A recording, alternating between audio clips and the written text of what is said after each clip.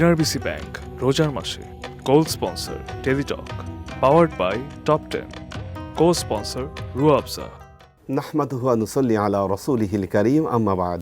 সুপ্রিয় দর্শক শ্রোতা, আসসালামু আলাইকুম ওয়া রাহমাতুল্লাহি ওয়া বারাকাতুহু। আপনারা দেখছেন আপনাদের প্রিয় অনুষ্ঠান রোজার মাসে, সৌজন্যে NRBC bank PLC, gold sponsor Teletalk, powered by top 10 এবং কো স্পন্সর রুহ আফজা। সুপ্রিয় দর্শক শ্রোতা, আল্লাহ তাআলা তার কালামে পাক ইরশাদ করেছেন, ইন্নাল্লাহা ওয়া মালাইকাতাহু ইউসাল্লুনা আলান নবী ইয়া আইয়ুহাল্লাযীনা আমানু সাল্লু আলাইহি ওয়া সাল্লিমু তাসলিমা। স্বয়ং আল্লাহ তাআলা পবিত্র কালামে পাকে তার একটি আমলের কথা বলেছেন, তিনি আল্লাহর নবীর উপর দরুদ ও সালাম পেশ করেন। আমাদেরকেও নির্দেশ দিয়েছেন, তোমরাও আল্লাহর নবীর উপর দরুদ ও সালাম পেশ করো। দরুদের মর্যাদা এবং গুরুত্ব নিয়ে আমরা আজকের অনুষ্ঠানে আলোচনা করব। আলোচনায় অংশগ্রহণ করবেন মণিপুর বাইতুল আশরাফ জামে মসজিদের সম্মানিত খতিব মাওলানা এহসানুল হক মুজাদ্দিদি। আসসালামু আলাইকুম ওয়া রাহমাতুল্লাহি ওয়া বারাকাতুহু। ওয়ালাইকুম আসসালাম ওয়া রাহমাতুল্লাহ। মোহতারাম, কেমন আছেন? জি আলহামদুলিল্লাহ। স্যার, আপনি কেমন আছেন? আছি আলহামদুলিল্লাহ। আমরা দরুদের গুরুত্ব এবং তাৎপর্য সম্পর্কে জানতে চাচ্ছি। জি আলহামদুলিল্লাহ। মাহে রমাদানের এই শুভক্ষণে আমি আপনাকে মোবারকবাদ জানাই এবং সম্মানিত দর্শক শ্রোতা আপনাদেরকেও মোবারকবাদ জানাচ্ছি। আলহামদুলিল্লাহ ওয়া শুকরুলিল্লাহ। আজকে সলাতি ওয়াসসালামি আলা হাবিবিল্লাহ ফি কুল্লি লামহাতি ওয়া নাফাসিম মিন কুল্লি যাররাতিন বিআদাদি ইলমিল্লাহ। আউযু বিল্লাহি মিনাশ শাইতানির রাজিম। বিসমিল্লাহির রহমানির রহিম। ইন্নাল্লাহা ওয়া মালাইকাতাহু ইউসাল্লুনা আলান নবী ইয়া আইয়ুহাল্লাযীনা আমানু সাল্লু আলাইহি ওয়া সাল্লিমু তাসলিমা। স্যার, আপনি এই আয়াতটি তেলাওয়াত করেছেন কোরআনুল কারীম সূরা আল আহজাবের 56 নম্বর আয়াতে। আল্লাহ সুবহানাহু ওয়া তাআলা আমাদেরকে একটি মেসেজ দিয়েছেন। সেই মেসেজটি হচ্ছে, surely Allah and his angels send blessing our prophet Muhammad Mustafa সাল্লাল্লাহু আলাইহি সাল্লাম। আল্লাহ তাআলা তার ফেরেশতাদেরকে নিয়ে আমাদের প্রিয় নবী হযরত মুহাম্মদ মুস্তাফা সাল্লাল্লাহু আলাইহি সাল্লামের প্রতি তিনি রহমত বর্ষণ করেন এবং দুরূদ শরীফ পড়েন। আল্লাহ তাআলা এখানে আদেশ করছেন, অর্ডার করছেন, ইয়া আইয়ুহাল্লাযীনা আমানু। আল্লাহ তাআলা কোনো কাফিরকে বলেন নাই, কোনো মুনাফিককে বলেন না। আল্লাহ বলেছেন ইমানদারদেরকে সল্লু, তোমরা দুরূদ শরীফ পড়ো, ওয়াসাল্লিমু তাসলিমা, তোমরা আমার নবীকে সালাম দাও সম্মানের সাথে, অর্থাৎ কিয়ামের সাথে। আমরা যেটা মানে দুটো নির্দেশ আমরা এখানে দেখতে পাচ্ছি। জি, একটি হচ্ছে দুরূদ শরীফের আমল, আর একটি হচ্ছে সালাত সালামের অর্থাৎ কিয়ামের আমল। তাহলে আমরা বুঝতে পারি দুরূদ শরীফের অনেক মর্যাদা রয়েছে এবং রাসূল সাল্লাল্লাহু আলাইহি সাল্লামকে দাঁড়িয়ে সালাম দেওয়া, সম্মান করা, এটারও অনেক মর্যাদা রয়েছে। আপনি জানেন, বাংলাদেশের প্রটোকলে একজন রাষ্ট্রপতি, একজন প্রধানমন্ত্রী, মন্ত্রী পরিষদের সদস্য এবং সেনাবাহিনীর ঊর্ধ্বতন কর্মকর্তা তারা প্রটোকল পান। তাদেরকে যারা প্রটোকল দেন তারা কি বসে বসে দেন? অবশ্যই দাঁড়িয়ে দেন। ঠিক এই পৃথিবীর শ্রেষ্ঠতম, যাকে আল্লাহ রহমাতুল্লিল আলামিন বলেছেন আল্লাহর পর যার স্থান, সে নবী মুহাম্মদ মুস্তাফা সাল্লাল্লাহু আলাইহি সাল্লামকে সম্মানের সাথে সালাম দেওয়া, এটা হচ্ছে মুমিনের ঈমানের বহিঃপ্রকাশ। রাসূল সাল্লাল্লাহু আলাইহি সাল্লামের আমলে যারা ছিল মুনাফিক, কারবালার জমিনে যারা ছিল ইয়াজিদি, বর্তমানে তারা কিন্তু দুরূদ শরীফ এই মিলাদ কিয়ামের বিরোধী। এটা স্পষ্ট। সম্মানিত দর্শক শ্রোতা, আমাদেরকে খেয়াল করতে হবে, রাসূলুল্লাহ সাল্লাল্লাহু আলাইহি সাল্লামের ভালোবাসা ছাড়া আপনার কোনো আমল আল্লাহর কাছে কবুল হবে না। আপনি নামাজ পড়েন, এই যে রোজা রাখছি, রাসূলের প্রেম যদি আমাদের অন্তরে না থাকে আমরা জান্নাতে যেতে পারবো না ভাই। কারণ জান্নাতের মালিক তো ইমাম হাসান হুসাইন, জান্নাতের মালিক মা ফাতেমা। এখানে হয়তো বলতে পারে যে মালিক কিভাবে? আল্লাহ তাআলা তিনি মালিক বানিয়ে দিয়েছেন আমার নবীকে, আমার নবী আবার মালিক বানিয়ে দিয়েছেন ওনাদেরকে, আহলে বাইতদেরকে। অতএব এই বিষয়টা আমাদেরকে খেয়াল করতে হবে। জান্নাতে যেতে হলে রাসূলের প্রেম, আহলে বাইতের প্রেম, ভালোবাসা আমাদের অন্তরে রাখতে হবে। আসুন দুরূদ শরীফের কথা বলি। দুরূদ শরীফ সম্পর্কে অসংখ্য হাদিস বর্ণিত হয়েছে। বিশেষ করে মুসলিম শরীফে বর্ণিত, রাসূলুল্লাহ সাল্লাল্লাহু আলাইহি ওয়াসাল্লাম ইরশাদ করেছেন, মান সাল্লা আলাইয়া ওয়াহিদা সাল্লাল্লাহু আলাইহি আশারা। কেউ যদি একবার আমার নবীর উপর দুরূদ শরীফ পড়েন, আল্লাহ সুবহানাহু ওয়া তাআলা তার প্রতি 10 বার রহমত নাজিল করেন। নাসাই শরীফে বর্ণিত হয়েছে, রুফিআত লাহু আশরু দারাজাতিন ওয়া হুত্তাত আনহু আশরু খাতিয়াতিন। আল্লাহ তাআলা তার মর্যাদাকে 10টা ধাপ বুলন্দ করে দেন এবং আল্লাহ তাআলা তার গুনাহ খাতা 10টা গুনাহ আল্লাহ ক্ষমা করে দেন। তাহলে দুরূদ শরীফ পড়লে আমাদের অনেক লাভ রয়েছে। এবং নাসাই শরীফে একটি হাদিস রয়েছে, ইন্না লিল্লাহি মালাইকাতান সাইয়াহিনা ফিল আরদ ইউবাল্লিগুনানি মিন উম্মাতিস সালাম। পৃথিবীর মধ্যে অসংখ্য ফেরেশতা রয়েছেন, তাদের কাজে হচ্ছে তারা ঘুরে ঘুরে পরিদর্শন করেন, ভিজিট করেন, দেখেন পৃথিবীতে কে কোথায় দুরূদ শরীফ পড়ে, সেই দুরূদ শরীফ রাসূলুল্লাহ সাল্লাল্লাহু আলাইহি সাল্লামের কাছে তারা পৌঁছে দেন। সুবহানাল্লাহ। এবং তিরমিজি শরীফে একটি হাদিস শরীফ রয়েছে, ইন্না আওলান নাসি বিয়াউমিল কিয়ামাহ আকসারুহুম আলাইয়া সালাওয়া। আল্লাহ রাসূল সাল্লাল্লাহু আলাইহি সাল্লাম বলেছেন, কিয়ামতের দিন ওই মানুষটাই আমার সবথেকে কাছের হবেন, আমার প্রিয় হবেন, যে আমার প্রতি বেশি বেশি দুরূদ শরীফ পড়েছেন। বিশেষ করে হযরত উবাই ইবনে কাব রাদিয়াল্লাহু তাআলা আনহু, তিনি আল্লাহ নবীকে প্রশ্ন করেছেন, ইয়া রাসূলুল্লাহ সাল্লাল্লাহু আলাইহি সাল্লাম, আমি দুরূদ শরীফ পড়তে চাই, কতক্ষণ পড়ব? আল্লাহ নবী বললেন, তোমার ইচ্ছা। ইয়া রাসূলুল্লাহ, আমি যদি আমার প্রতিদিন 3 ভাগের 1 ভাগ পড়ি? আল্লাহ নবী বলেছেন, তোমার ইচ্ছা। ইয়া রাসূলুল্লাহ, আমি যদি অর্ধেক পড়ি? আল্লাহ নবী বলেছেন, তোমার ইচ্ছা। ইয়া রাসূলুল্লাহ, আমি যদি সবসময় দুরূদ শরীফের আমল করি? আল্লাহ নবী বলেছেন, এটা তোমার জন্য অনেক উত্তম কাজ হবে। তো পৃথিবীর মধ্যে যত নফল ইবাদত আছে, সকল নফল ইবাদতের মধ্যে শ্রেষ্ঠ হচ্ছে কোরআনুল কারীমের তেলাওয়াত, এরপরে হচ্ছে রাসূলের দুরূদ শরীফ এবং সালাতু সালাম। এখানে নফল ইবাদতকে অনেকে ইনকার করতে চান না, ফরজের ঘাটতি হলে নফল দিয়ে তো সেটা পূর্ণ হবে। এখন কথা হচ্ছে, এই দুরূদ শরীফ মিলাদ কিয়াম কারা করেন? আপনি জানেন, দুরূদ শরীফ মিলাদ কিয়াম তারাই পড়েন যারা আল্লাহর ওলি। আল্লাহর ওলি ছাড়া এই আমল কিন্তু কেউ করে না।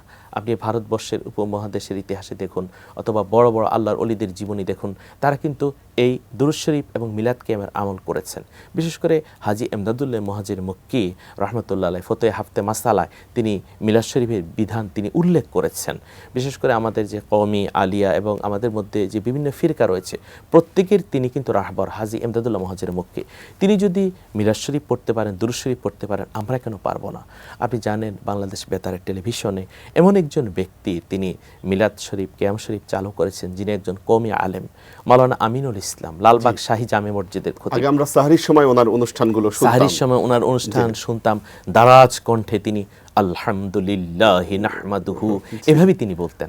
দেখুন, তিনি কওমি হয়েও তিনি কিন্তু মিলাদ শরীফ পড়তেন, দুরূদ শরীফ পড়তেন, কিয়াম করতেন।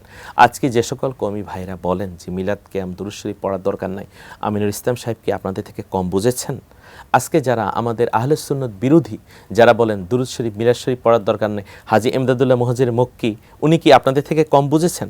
ওনারা তো দুরূদ, মিলাদ শরীফ পড়েই আল্লাহর ওলি হয়েছেন, আল্লাহর প্রিয় বান্দা হয়েছেন। এই দুরূদ শরীফের বিষয়ে আমি একটি ঘটনা উল্লেখ করতে চাই। আপনি জানেন যে কিতাবুজ জুহুদের মধ্যে এই ঘটনাটি উল্লেখ রয়েছে যে ইমাম শিবলি রহমাতুল্লাহ আলাইহি তিনি কাবা শরীফ তাওয়াফ করছেন, ফরজ তাওয়াফ। এমন সময় তিনি দেখতে পেলেন একজন যুবক চিৎকার দিয়ে দিয়ে দুরূদ শরীফ পড়ছেন। প্রথম চক্করে তিনি ফলো করলেন, দ্বিতীয় চক্করেও তিনি ফলো করলেন, তৃতীয় চক্করে ফলো করলেন। আপনি জানেন, আপনি মক্কা মদিনায় গিয়েছেন, আলহামদুলিল্লাহ আমরাও গিয়েছি, এবারও যাব সোনার মক্কা মদিনা, আল্লাহ কবুল করলে হজে যাব। সেখানে কাবা শরীফ তাওয়াফ করতে গেলে প্রথমে আপনাকে যেখান থেকে তাওয়াফটা শুরু করতে হবে, একটা পাথর রয়েছে, সে পাথরটা হচ্ছে হাজার আসওয়াদ। হাজার আসওয়াদের চুমো দিয়ে আপনাকে তাওয়াফটা শুরু করতে হয়। কাবা শরীফ থাকবে তখন বাম দিকে, আপনি তাওয়াফটা শুরু করবেন, প্রদক্ষিণ শুরু করবেন। হাজার আসওয়াদ থেকে আপনি রুকনি ইয়ামিনিতে যখন যাবেন, একটা দোয়া আছে, রব্বানা আতিনা ফিদ দুনিয়া হাসানাতাও ওয়া ফিল আখিরাতি হাসানাতাও ওয়া কিনা আযাবান নার ওয়া আদখিলনাল জান্নাতা মাআল আবরার ইয়া আজিজু ইয়া গফফার ইয়া রাব্বাল আলামিন। এরপরে আপনি আবার যখন হাজার আসওয়াদ বরাবর আসবেন, বিসমিল্লাহি আল্লাহু আকবার ওয়ালিল্লাহিল হামদ বলে আপনি চুমো দিবেন। 7 বার তাওয়াফের সময় ইমাম শিবলি দেখলেন সেই যুবক চিৎকার করে করে দুরূদ শরীফ পড়ছেন। ইমাম শিবলি কোরআন তেলাওয়াত করছেন, তাসবিহ তাহলিল পড়ছেন, হাত তুলে মোনাজাত করছেন। সেখানে তো বিভিন্ন ভাষার বিভিন্ন মানুষ, তাদের প্রত্যেকের কথা আল্লাহ তাআলা শুনতে পান। সুবহানাল্লাহ, সেই পরিবেশ যে কি সুন্দর, এটা তো বলে ভাষায় প্রকাশ করা যাবে না। এবার যখন রুকনে ইয়ামিনীর পেছনে যখন তিনি গেলেন, মাকামে ইব্রাহিমের পেছনে যখন গেলেন, যাওয়ার পর বললেন, তুমি যে এত জোরে জোরে চিৎকার দিয়ে দুরূদ শরীফ পড়ো, কারণ কি? তখন ওই যুবক বললেন, ইমাম শিবলি, আমি জোরে জোরে দুরূদ শরীফ পড়ি কেন জানেন? এই দুরূদ শরীফের বিনিময়ে আল্লাহর নবীর দিদার আমার হয়েছে। সুবহানাল্লাহ, মাশাআল্লাহ। আপনি জানেন, তিরমিজি শরীফের একটি স্পষ্ট হাদিস রয়েছে, লা তামাসসুন নারু মুসলিমান মান রাআনি। জি মোহতারাম, আমরা ঠিক এই জায়গায় ফিরে আসবো। তিরমিজি শরীফের এই হাদিসে একটি বিরতিতে যাচ্ছি। সুপ্রিয় দর্শক শ্রোতা, আপনারা দেখছেন আপনাদের প্রিয় অনুষ্ঠান রোজার মাসে। যাচ্ছি ছোট্ট একটি বিরতিতে, ততক্ষণ আমাদের সঙ্গেই থাকুন। বিরতির পর আবারও ফিরছি আমাদের অনুষ্ঠানে।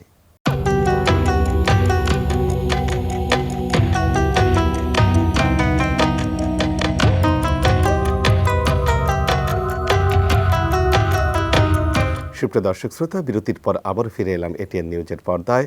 আপনারা দেখছেন আপনাদের প্রিয় অনুষ্ঠান রোজার মাসে। আমরা আজকে দরুদ শরীফের গুরুত্ব এবং ফজিলত নিয়ে আলোচনা করছি। জি, আপনি তিরমিজি শরীফের একটি হাদিসে ছিলেন। জি, আলহামদুলিল্লাহ স্যার। লা তামাসসুন নারু মুসলিমান মান রাআনি, রাসূলুল্লাহ সাল্লাল্লাহু আলাইহি ওয়াসাল্লাম বলেছেন, মুসলমান যে নরনারী আমাকে দেখবে তার জন্য জাহান্নামের আগুন হারাম। বুখারী শরীফে স্পষ্টতে এসেছে, মান রাআনি ফাকাদ রাআল হক। রাসূলুল্লাহ সাল্লাল্লাহু আলাইহি ওয়াসাল্লাম বলেছেন, যে আমাকে স্বপ্নে দেখেছে সে আমাকেই দেখেছে। ফা ইন্না শাইতানা লা ইয়াতামাসসালু লি, শয়তান কখনো আমার আকার আকৃতিকে ধারণ করতে পারে না। এবার ইমাম শিবলি অবাক হয়ে বললেন, বাবা তুমি কিভাবে আল্লাহ নবীকে দেখেছো? তখন তিনি বললেন সে ঘটনা আজ থেকে 5-7 বছর আগের কথা। আমি আমার আব্বাকে নিয়ে হজের সফরে আসছিলাম। হজের সফরে যখন আমরা আসলাম, বাগদাদ শরীফে আসার পর আমার আব্বা খুব অসুস্থ হয়ে গেলেন। আমার কাফেলা যারা ছিলেন সবাইকে নিয়ে আমি হজ করতে যাব। হঠাৎ করে দেখলাম আব্বার শরীর এমন খারাপ হলো, আব্বা দিন দিন তিনি আরও বেশি অসুস্থ হয়ে যাচ্ছেন। একসময় আমার পিতা ইন্তেকাল করলেন। পিতা যখন ইন্তেকাল করলেন, আমি আমার বাবার চেহারার দিকে তাকিয়ে অবাক হয়ে গেলাম। বাবার চেহারাটা আস্তে আস্তে আস্তে পরিবর্তন হয়ে যাচ্ছে। এক পর্যায়ে আমি দেখলাম আমার পিতার চেহারা শূকরের চেহারা হয়ে গেছে। আমি অবাক হয়ে গেলাম, আল্লাহ, হজের সফরে আসলেন আমার আব্বার চেহারাটা শূকরের চেহারা হয়ে গেল। আমি আমার কাফেলার ভাইদেরকে কিভাবে বলবো? তারা মনে করবেন হয়তো আমার আব্বার এমন কোনো অপরাধ ছিল যার কারণে তিনি শূকরের চেহারার অধিকারী হয়েছেন, অথবা আমার এমন কোনো অপরাধ ছিল যার কারণে আব্বাকে আল্লাহ শাস্তি দিয়েছেন। তখন আমি কাঁদতে শুরু করলাম, আল্লাহ এখন আমার কি উপায় হবে? তখন আমি একটা চাদর দিয়ে আমার বাবার মুখটাকে আমি ঢেকে দিলাম। ঢেকে দিয়ে আমি চারপাশে তাকিয়ে দেখি আমার কোনো উপায় নাই। তখন আমি আমার মাথাটা দুইটা হাঁটুর মধ্যখানে রেখে আমি চিৎকার দিয়ে দিয়ে দুরূদ শরীফ পড়তে শুরু করলাম। ওগো মদিনার নবী, আপনি ছাড়া তো আমার কোনো উপায় নাই। আসসালাতু ওয়াসসালামু আলাইকা ইয়া রাসূলুল্লাহ, আসসালাতু ওয়াসসালামু আলাইকা ইয়া হাবিবাল্লাহ। একটু পরে আমি দেখলাম পাগড়ি পরিহিত অনেক সুন্দর জামা নিয়ে একজন আগমন করে আমার বাবার সে চাদরটা সরিয়ে দিয়ে মুখে একটা ফুঁ দেওয়ার সাথে সাথে বাবার চেহারা আরও 70 গুণ বেশি নুরানি হয়ে গেছে। সুবহানাল্লাহ। আমি পেছন থেকে জড়িয়ে ধরলাম, আপনি কে? তিনি বললেন, তুমি কি আমাকে চেনো না? আমি রাহমাতুল লিল আলামিন। তুমি আমাকে ডেকেছো, সেই ডাকে আমি সাড়া দিয়েছি। ইয়া রাসূলুল্লাহ, আমার আব্বার কেন এই পরিণতি হলো? আল্লাহ নবী বললেন, এটা হচ্ছে আল্লাহর পক্ষ থেকে পরীক্ষা। তুমি কি জানতে তোমার বাবা প্রতিদিন আমি নবীর উপর 300 বার দুরূদ শরীফ পড়তেন। এটা তার গোপন আমল ছিল। আজকে যখন আমল নাম আমার কাছে হাজির করা হলো, আমি দেখলাম তার দুরূদ শরীফের আমল নেই। এবার আমি দেখলাম তুমিও কাঁদছো, তোমার আব্বা ইন্তেকাল করেছেন, যার কারণে আমি ছুটে এসেছি। এর থেকে শিক্ষা হলো মহতারাম, আমরা যখন বিপদে পড়ে যাব, পেরেশানিতে পড়ে যাব, আমার রহমতের নবী আমার ডাকে সাড়া দিবেন, আমার মননের সময় আসবেন। এটা আমার বিশ্বাস, আমাদের বিশ্বাস, এবং কোরআন সুন্নাহ সম্মত। আল্লাহর ওলিরা এমনিভাবে নবীর দেখা পেয়েছেন। তখন আল্লাহ রাসূল সাল্লাল্লাহু আলাইহি ওয়াসাল্লাম ওই যুবকটাকে আদর করলেন। তখন আল্লাহ রাসূল সাল্লাল্লাহু আলাইহি ওয়াসাল্লাম যখন তার পিতাকে দোয়া করলেন, এবং তখন তিনি সবাইকে বললেন আমার পিতা ইন্তেকাল করেছেন। সবাই মিলে দাফন কাফন করলেন। ফজরের সময় তিনি দেখতে পেলেন হাজার হাজার মানুষ। জিজ্ঞেস করা হলো, তোমরা বাগদাদের এই মানুষগুলো তোমরা জানাজাতে কিভাবে এসেছো? তখন ওই যুবককে তারা উত্তরে বললেন যে আজকে ফজরের পর আকাশ থেকে একটা এলান হয়েছে, আমার মুমিন বান্দা ইন্তেকাল করেছে, তোমরা তার জানাজায় শরীক শামিল হও। যারা এই জানাজায় শরীক শামিল হবে তাদেরকে আমি আল্লাহ ক্ষমা করে দিব। সুবহানাল্লাহ। দেখুন, তাহলে এই দুরূদ শরীফ পড়ার বিনিময়ে তিনি পেয়েছেন আল্লাহর নবীকে। তখন ইমাম শিবলি বললেন, তুমি এই খুঁটিটাকে ধরে রাখো, শক্ত করে তুমি এই খুঁটিটাকে ধরে রাখো। এই জন্য আমাদের বেশি বেশি দুরূদ শরীফ পড়তে হবে। একটি বিষয় জানবো, আমরা কি দরুদ পড়বো? অনেকে বলেন যে শুধু দরুদ ইব্রাহিম ছাড়া অন্য কোনো দরুদ পড়া যাবে না, এই বিষয়গুলো সঠিক কেন? জি, দরুদ ইব্রাহিম এটা নামাজের জন্য খাস। এছাড়াও 6666টি দুরূদ শরীফের একটি কিতাব লিখেছেন বিশেষ করে আল্লাহর একজন ওলি আব্দুর রহমান চহরবি রহমতুল্লাহি আলাই। আমরা সেই দুরূদ শরীফ পড়তে পারি, অথবা আল্লাহুম্মা সাল্লি আলা সাইয়্যিদিনা মুহাম্মাদিন নাবিয়্যিল উম্মি উসিলাতি ইলাইকা ওয়া আলিহি ওয়াসাল্লাম, আসসালাতু ওয়াসসালামু আলাইকা ইয়া রাসূলুল্লাহ, অথবা যে কোনো দুরূদ শরীফ আমরা পড়তে পারি। দুরূদ ইব্রাহিমটি হচ্ছে মূলত নামাজের জন্য খাস। এটা ছাড়া আপনি যে কোনো দুরূদ শরীফ পড়তে পারেন। এখন কথা হচ্ছে, আমরা যে দুরূদ শরীফ পড়ি, আমরা যে মিলাদ করি, কিয়াম করি, এটা কোথায় আছে? রাসূল থাকতে কি এগুলো হয়েছে? হ্যাঁ, আদ-দুরুল মুনাজ্জাম কিতাবের মধ্যে উল্লেখ রয়েছে হাদিসের রাবি আবি দারদা, তিনি বলেন, আবু আমের আনসারীর বাড়ির পাশ দিয়ে যাচ্ছিলাম আমার নবীজি সহ। তখন আল্লাহ নবী দেখলেন আবু আমের আনসারী তার পরিবার পরিজন নিয়ে আল্লাহ রাসূল সাল্লাল্লাহু আলাইহি ওয়াসাল্লামের মিলাদ মাহফিল কায়েম করছেন। আল্লাহ নবী জিজ্ঞেস করলেন, এ আবু আমর আনসারী, তুমি কেন পড়ছো? ইয়া রাসূলুল্লাহ, আল্লাহ সন্তুষ্টির জন্য আপনার মিলাদ মাহফিল কায়েম করছি। তখন আল্লাহ রাসূল সাল্লাল্লাহু আলাইহি সাল্লাম বললেন, ইন্নাল্লাহ ক্বাদ ফাতাহা আলাইকা আবওয়াবার রাহমা, তুমি আমার মিলাদ শরীফ এই মাহফিল কায়েম করার কারণে আমি দেখতে পেলাম আল্লাহ তাআলা তোমার জন্য জান্নাতের 8টা দরজা খুলে দিয়েছেন। সুবহানাল্লাহ। তাহলে রাসূলের দুরূদ শরীফ, মিলাদ শরীফ, কিয়াম শরীফ আমরা যত পড়ব তত আমাদের লাভ হবে। এবং যেখানে একবার নবীর উপর দুরূদ শরীফ পড়া হয়, কিয়াম শরীফ করা হয়, মিলাদ শরীফ করা হয়, সেখানে 1 বছর পর্যন্ত কিন্তু আল্লাহর রহমত বর্ষণ হতেই থাকে। এই জন্য আমরা দেখতে পেতাম যে ঘরে ঘরে মিলাদ শরীফ হতো, দুরূদ শরীফ হতো। কিন্তু বর্তমানে কিছু শায়েখ তারা ফতোয়া দিচ্ছেন এই দুরূদ শরীফ, মিলাদ শরীফ পড়া যাবে না। এই শায়েখ কারা? এরা ছিল কিন্তু রাসূলের আমলে মুনাফিক, কারবালার জমিনে ইয়াজিদি। তাদের কথা শোনা যাবে না, শুনতে হবে কোরআনের কথা। ইন্নাল্লাহু মালাইকাতু ইয়াসাল্লুনা আলান নবী। আমাদের মানতে হবে রাসূলের কথা, মান সাল্লা আলাইহি ওয়াহিদা সাল্লাল্লাহু আলাইহি আশারা। আমরা যদি বেশি বেশি দুরূদ শরীফ পড়ি, আমরা যদি বেশি বেশি মিলাদ কিয়াম করি এবং রাসূলের সুন্নাহ অনুযায়ী যদি নিজের জীবনকে গড়তে পারি, তাহলে আমাদের জীবন হবে সুন্দর। জি, সহিহ ইবনে খুজাইমার একটি হাদিস আমরা জানতে পারি যে এই রমজান মাসেই আল্লাহর নবী মেম্বার আনতে বলেছিলেন এবং মেম্বারের 3 ধাপে পা রেখে 3 বার আমিন বলেছিলেন। এবং এর মধ্যে একটি দোয়া ছিল যে যে ব্যক্তি আমার নাম শুনলো এবং আমার উপর দরুদ পড়লো না তার উপর লানত হোক। এই বিষয়টি আপনি কিভাবে ব্যাখ্যা করেন? জি, আলহামদুলিল্লাহ, আপনি যে বিষয়টি এখানে অবতারণা করেছেন গুরুত্বপূর্ণ একটি বিষয়। এটা সহিহ ইবনে খুজাইমা সহ আরও সিহাসিত্তার অনেক কিতাবেই এই হাদিসটি বর্ণিত হয়েছে। রাসূলুল্লাহ সাল্লাল্লাহু আলাইহি ওয়াসাল্লাম মিম্বরে কদম রাখলেন, তখন বললেন আল্লাহুম্মা আমিন। আবার দ্বিতীয় মিম্বরে কদম রাখলেন, আল্লাহুম্মা আমিন। তৃতীয় মিম্বরে কদম রাখলেন, আল্লাহুম্মা আমিন। তখন সাহাবা একরাম বললেন, ইয়া রাসূলুল্লাহ, আপনি কেন 3 বার আল্লাহুম্মা আমিন বললেন? তখন আল্লাহ সুবহানাহু ওয়া তাআলা নবী বললেন, এইমাত্র জিবরাইল আলাইহিস সালাম এসেছেন, আমাকে বলেছেন যে মাহে রমজান পেল, কিন্তু রমজানের কারণে সে জান্নাত কনফার্ম করতে পারলো না, সে হতভাগা। আল্লাহ নবী বললেন, আমি বলেছি আমিন। দ্বিতীয়ত হচ্ছে পিতা মাতাকে পেল কিন্তু জান্নাত পেল না, তার মতো হতভাগা আর কেউ নেই, আমি বলেছি আমিন। তৃতীয়ত হচ্ছে আমি নবী মুহাম্মদ মুস্তাফা সাল্লাল্লাহু আলাইহি ওয়াসাল্লামের দুরূদ শরীফ পড়া হচ্ছে, কিন্তু সেই দুরূদ শরীফ পড়ছে না, তার মতো হতভাগা আর কেউ নেই, আল্লাহ নবী বলেছেন আল্লাহুম্মা আমিন। তাহলে এই হাদিস শরীফের আলোকে আমরা 3টা বিষয় স্পষ্ট বুঝতে পারি। মাহে রমাদানের রহমত, মাগফিরাত, নাজাত আমাদেরকে লাভ করতে হবে আল্লাহর ওলি হতে হলে। দ্বিতীয়ত হচ্ছে পিতামাতা যাদের রয়েছে তাদের খেদমত করতে হবে, সেবা করতে হবে এই মাহে রমাদানে আরও বেশি বেশি। এবং যাদের পিতামাতা নাই তাদের জন্য আল্লাহর কাছে আমরা দোয়া করব, যারা জীবিত আছেন, যারা মরে গেছেন, তাদের জন্য রব্বির হামহুমা কামা রব্বায়ানি সগীরা। তৃতীয়ত হচ্ছে রাসূলুল্লাহ সাল্লাল্লাহু আলাইহি ওয়াসাল্লামের প্রতি বেশি বেশি দুরূদ শরীফ পড়া, দুরূদ মিলাদ মাহফিলের আয়োজন করা।